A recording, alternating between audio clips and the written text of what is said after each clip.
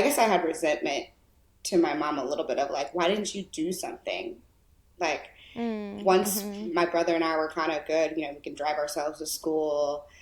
Yeah, yeah, near 15, 16, I definitely had a Yeah. lot of conflict with my mom because I just was kind of like, go do something. Like, we're good. Like, you did your job. It was a sacrifice. My mom has a master's in teaching, and both sides of my grandmothers had master's degrees in either teaching or nursing. So I've come from a family of working moms.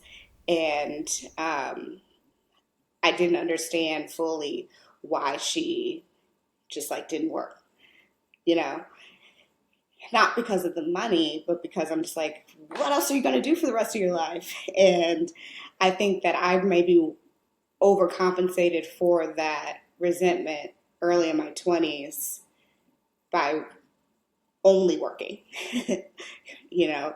And it wasn't until I hit my 30s that I truly understood the actual sacrifice that she was making so that I could have what looks like an idyllic life.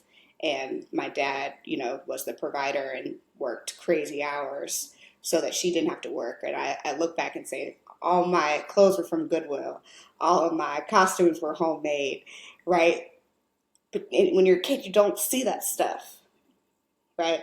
Now I'm like, oh man, this is how lucky was I, you know, to be balanced. And I think now that I'll be having my own family soon, I'm pregnant with my first child, I did move back to be 5 minutes from my parents.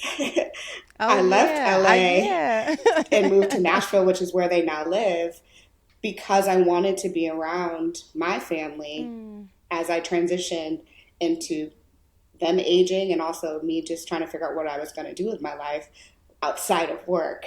And I yeah. don't think that I would have had the courage to leave LA and leave kind of the fast life to slow down and have a backyard and plants and all types of stuff if I hadn't had that role model of my mother.